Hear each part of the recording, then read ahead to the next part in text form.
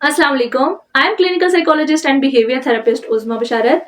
Mostly parents की comments आ रहे थे कि मैम मोटर स्किल्स पे वीडियो बना दें, हमें समझ नहीं आ रही कि फाइन मोटर स्किल्स क्या हैं, ग्रॉस मोटर स्किल्स क्या हैं, या हम बच्चों के फाइन मोटर पे काम करें तो कैसे उनको इम्प्रूव करें, वो क्यों ज़रूरी है। तो इस तरह के बहुत से पेरेंट्स के क्वेश्चन थे और उनकी रिक्वेस्ट थी कि मैं इस पर एक वीडियो बना दूँ। तो पेरेंट्स, आज की जो हमारी वीडियो है वो बहुत इंटरेस्टिंग होने वाली है और ये डिटेल्ड वीडियो है जिसमें मैं आप लोगों को सब क्यूरीज समझाऊंगी, आपके सब क्वेश्चंस का आंसर मिलेगा और उम्मीद है कि आपको ये वीडियो पसंद आएगी। ठीक है, तो सबसे पहले बात करते हैं कि मोटर स्किल्स टू टाइप्स की होती हैं।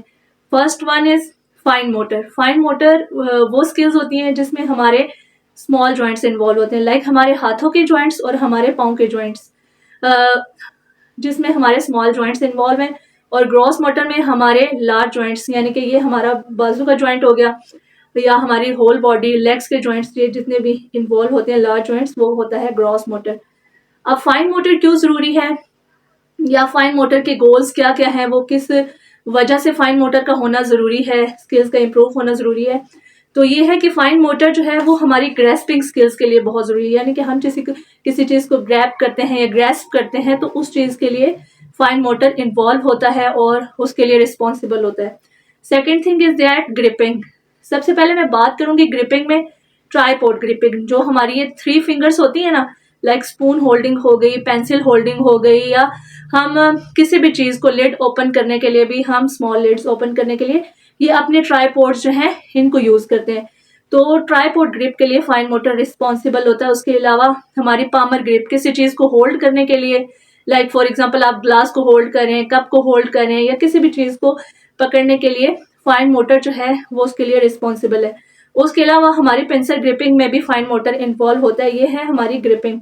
ठीक है, उसके अलावा पुश एंड पुल में इन्वॉल्व होता है हमारे फाइन मोटर, यानी कि हम किसी चीज को खींच रहे हैं, धकेल रहे हैं, तो फाइन मोटर उसके लिए रिस्पॉन्सिबल होता है। उस चीज के लिए फाइन मोटर का होना जरूरी है।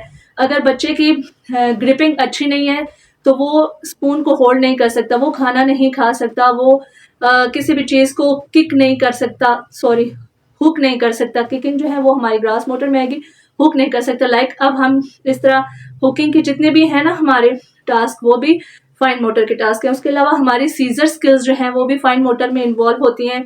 और स्क्वीजिंग, लाइक कोई भी चीज है, बच्चा फॉर एग्जांपल अगर टॉवल है तो उसको स्क्वीज करना, स्पॉन्ज को स्क्वीज करना, या प्ले डो, या ऐसा की कोई भी एक्टिविटी है, जब बच्चा उसको स्क्वीज करता है तो इससे फाइन मोटर जो है स्ट्रेंथन भी होती है, इम्प्रूव भी होती है। ये हमारे गोल थे जो फाइन मोटर के होते हैं कि फाइन मोटर क्यों जरूरी है। पेरेंट्स का क्वेश्चन था, तो उम्मीद है कि आपको समझ आई होगी कि हमारी हुकिंग में इन्वॉल्व होती है, ग्रेस्पिंग में इन्वॉल्व होती है, उसके अलावा पुश एंड पुल में होती है, ग्रिपिंग में होती है, सीजर स्किल्स इससे इम्प्रूव होती हैं। तो इसलिए फाइन मोटर का होना बहुत ज़रूरी है। और इसके लिए मैं अब कुछ आपको एक्टिविटीज़ रिकमेंड करूँगी। ये मैं शो भी कर देती हूँ आपको, स्क्रीन पे अभी आपको शो हो रही होंगी कि फाइन मोटर जो है हम किन किन चीज़ों से करवा सकते हैं बच्चों का इम्प्रूव।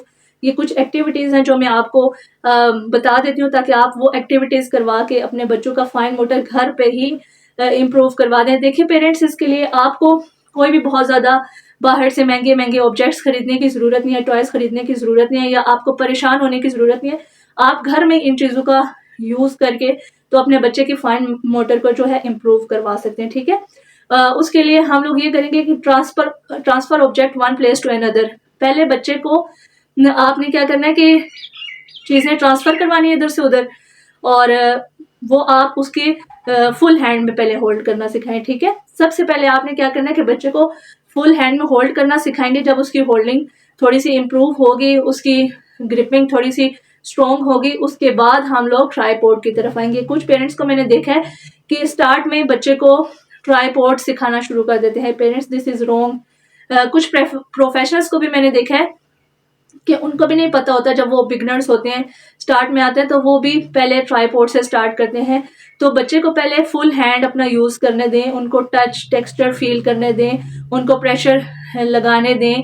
जब उनकी स्ट्रेंथ हो जाएगी, थोड़ी सी प्रेशर बिल्डअप हो जाएगा, तो उसके बाद आप लोग ट्राइपॉड ग्रिप पे आएंगे। ठीक हो गया। उसके अलावा आप लोग बड़े कंटेनर्स ले लें, जार्स ले लें, बॉटल्स ले लें, उनकी लिड ओपन एंड क्लोज करवाएं। ठीक है, क्लोज ओपन करवाएंगे। डिफरेंट, आप कोई बड़ा जार भी ले सकते हैं, स्मॉल जार लें, डिफरेंट तरह की बॉटल्स ले सकते हैं। ताकि बच्चा जो है उसको जब खोलेगा तो पहले उसका पूरा हाथ भी इन्वॉल्व होगा, फिर आप आहिस्ता आहिस्ता छोटा बोतल ले लें तो ताकि उसकी ट्राइपॉड भी उसमें इन्वॉल्व हो जाए, ठीक है। उसके अलावा आप लोग प्ले डो ले सकते हैं या पॉपेट मिलते हैं, आप बच्चे की फिंगर से 1 बाय 1 पहले ये वाली फिंगर ले लें जिसको हम शहादत वाली उंगली कहते हैं, ये फिंगर ले सकते हैं आप, तो इससे सारा पॉपेट करवाएं। फिर मिडल फिंगर ले लें, फिर रिंग फिंगर और फिर लास्ट में स्मॉल फिंगर, और आप थंब से भी करवा सकते हैं। 1 बाय 1 सारे फिंगर से आप पॉपेट को इन एंड आउट करवाएं, ठीक हो गया।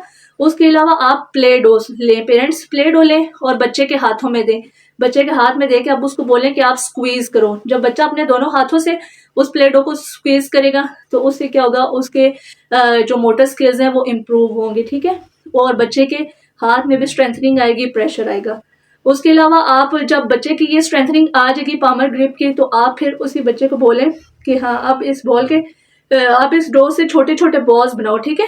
वो अपने इन 3 फिंगर्स को यूज करें या बेशक पूरे 5 फिंगर्स को यूज करें, तो छोटे छोटे उससे बॉल्स बनवाएं, सिलेंड्रिकल शेप्स बनवाएं, डिफरेंट शेप्स भी आप यूज कर सकते हैं। इसके लिए आप स्टेंसिल्स भी यूज कर सकते हैं। घर में छोटे छोटे खिलौनों के शेप्स पड़े होते हैं, तो आप प्ले डो के ऊपर वो रखें और उससे बच्चे से प्रेसिंग करवाएं, ठीक है। जब बच्चा प्रेस करेगा तो उससे भी आपके बच्चे के फाइन मोटर में इम्प्रूवमेंट आएगी, बच्चा टेक्सचर भी फील करेगा और वो उसके जो हाथों की ग्रिप है वो भी स्ट्रॉन्ग होगी, ठीक है। और उसको फिर वो दिखाएं कि वाह आपने कितना अच्छा शेप ड्रॉ किया है, या आपने क्या बनाया है, फिश बनाया है, चलो अभी हम कोई और शेप ड्रॉ करते हैं। इस तरह के आपने बच्चे को प्लेफुल एक्टिविटीज में इन्वॉल्व करते हुए ये करवाना है। उसके अलावा आप पेरेंट्स जो पैगिंग है, पैग्स जो होते हैं, क्लॉथ क्लिपर भी होते हैं। मुख्तलिफ पेरेंट्स ने मुझसे पूछा था, क्वेश्चन किया था कि मैम पैग्स क्या होते हैं। तो पेरेंट्स पैग्स जो होते हैं वो क्लॉथ क्लिपर होते हैं जो घर में हम कपड़ों पे लगाते हैं, चुटकियाँ, उनको क्लॉथ क्लिपर को पैग्स कहते हैं। तो आपने वो पैग्स ले लेने हैं। फिर बच्चे को इसी तरह वो किसी भी आप प्लेट ले सकते हैं, कोई बाउल ले सकते हैं, कोई कुछ भी ले सकते हैं। तो उसके ऊपर आपने वो सबसे पहले पेरेंट्स आपने क्या करना है, खुद प्लेट के साइडों पे लगवा दें और फिर बच्चे को बोलें कि ठीक है इनको उतार के साइड पे रखो, किसी बाउल में ट्रांसफर करो या टेबल पे रखो, जहाँ पे भी आप काम कर रहे हैं आपने वो उतरवा के रखवाने हैं।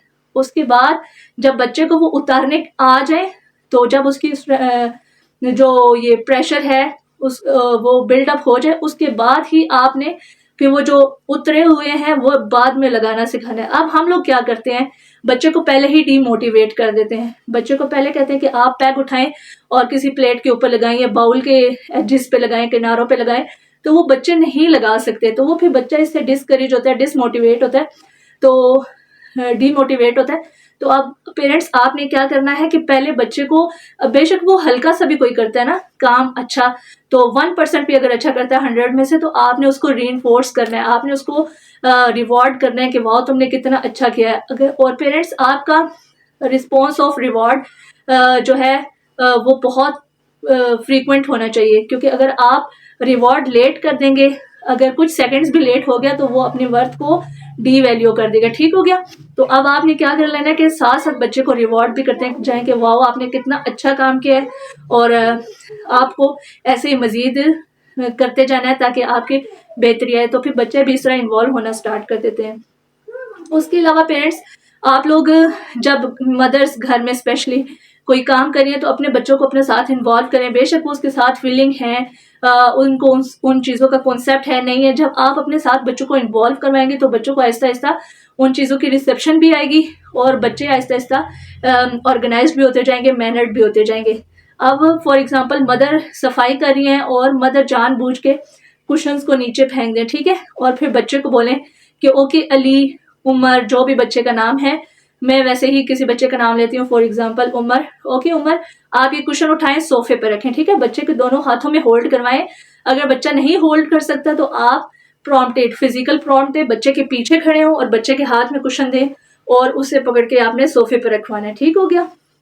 इसी तरह आप अगर बेडशीट बिछा रहे हैं तो बच्चे को बोलें कि चले ठीक है इसको पकड़ो और इसको मेरे साथ ऐसे सीधा करवाओ, ठीक है, तो वो बच्चा उसको पकड़ेगा थोड़ा सा। अब फिर आपको भी ये चीज़ पता चलेगी कि बच्चे की यार कितनी ग्रिप आई है, वो चीज़ों को कितना होल्ड कर सकता है, क्योंकि आप जब चादर को पकड़वा के उसको ऐसे ऐसे हिलाएंगे तो अगर बच्चे की ग्रिपिंग नहीं होगी, स्ट्रेंथनिंग नहीं होगी, तो वो उसके हाथ से छूट जाएगी, ठीक है। तो अब आपने ये एक्टिविटी भी कर सकते हैं, ठीक है। बच्चे के हाथ में दोनों तरफ से चादर पकड़ा दें, कोई ब्लैंकेट ले सकते हैं, कोई भी हल्का सा टॉवल ले सकते हैं।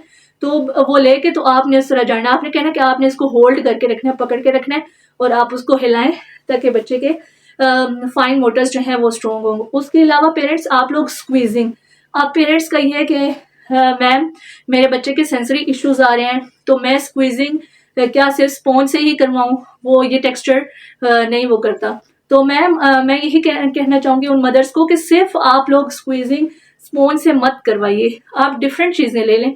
जैसे मदर अगर कपड़े धो रही हैं तो बच्चे को साथ इन्वॉल्व करें, वो देखिए पानी में हाथ लगाएगा, उसके सेंसरी इश्यूज वैसे ही रिजॉल्व होना शुरू हो जाएंगे। वो सर्फ को टच करेगा।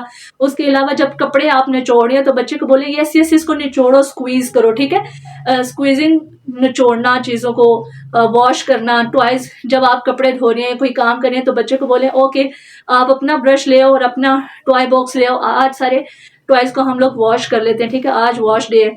तो वो फिर अपने सारे उसके टॉयज जो हैं वो स्पॉन्ज के साथ धोए, वो इन टॉवल, जिस टॉवल से अपने टॉयज को उसने साफ किया उसको धो के उसके बाद स्क्वीज करें, तो इससे भी बच्चे की फाइन मोटर बहुत इंप्रूव होती है। उसके अलावा मैं पोरिंग का बताऊंगी कि आप पोरिंग करवा सकते हैं, लिक्विड पोरिंग भी करवा सकते हैं और सॉलिड पोरिंग भी करवा सकते हैं।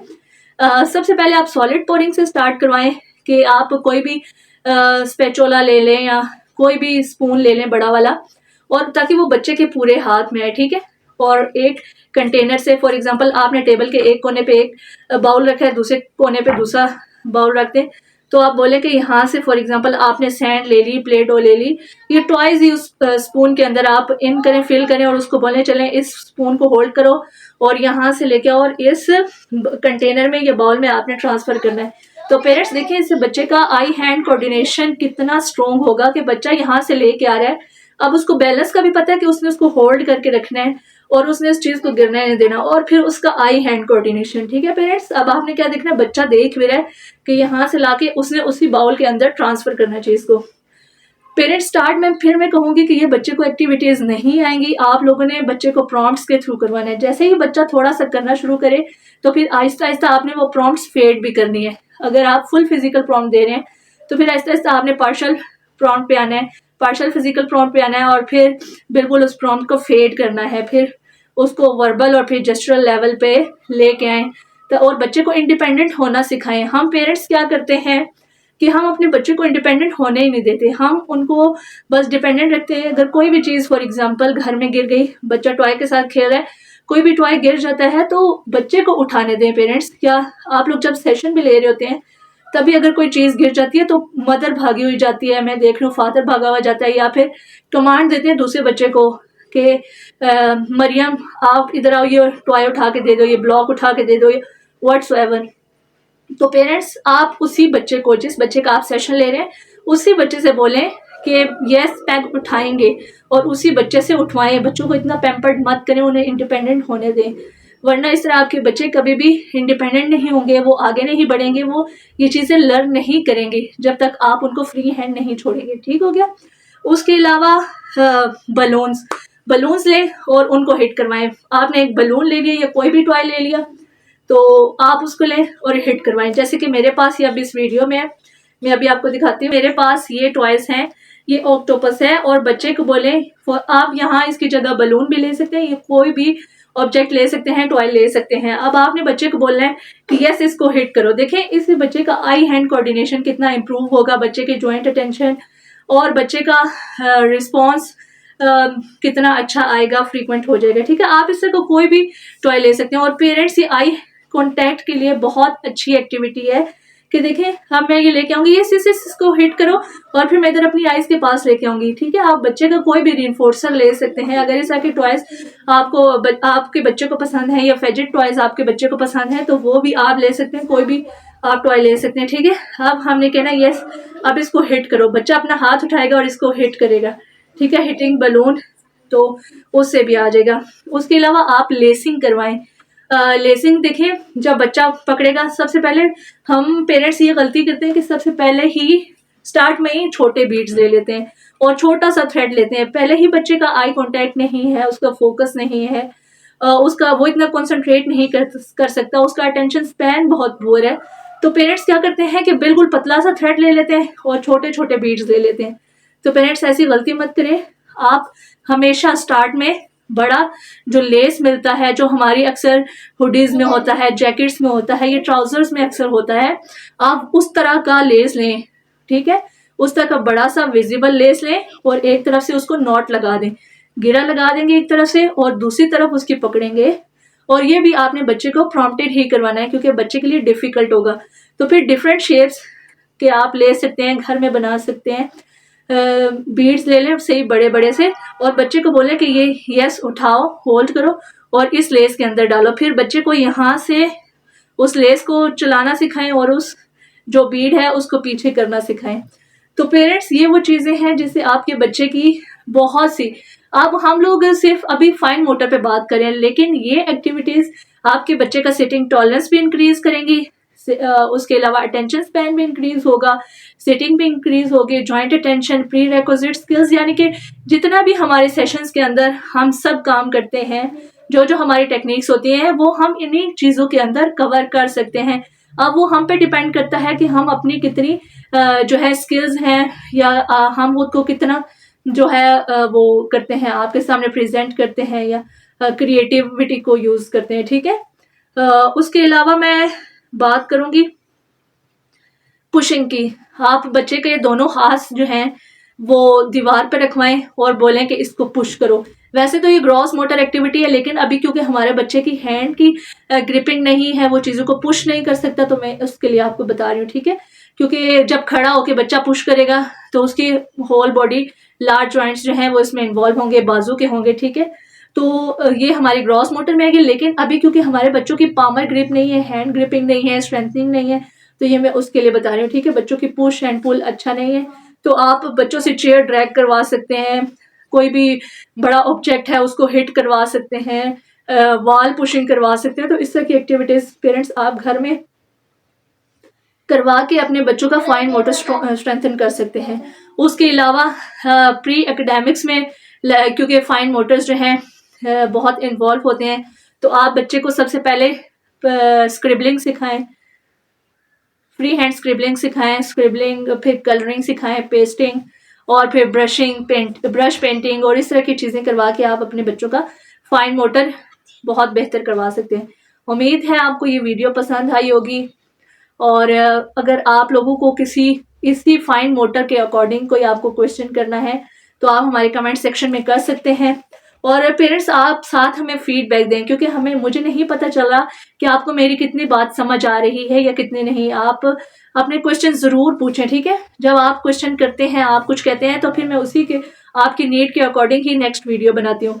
अब कुछ पेरेंट्स ये कहते हैं कि मैम हम आपकी वीडियोस तो देखते हैं लेकिन हम वहाँ पे कमेंट नहीं करते, वो मेरे सामने आके करते हैं, ठीक है। जो आप मुझे लाइव आके बता रहे होते हैं अपनी प्रॉब्लम्स, वो तो मैं वीडियोस बना देती हूँ, लेकिन जो पेरेंट्स मुझसे नहीं मिल सकते उनकी क्यूरीज तो वहीं की वहीं रह गई।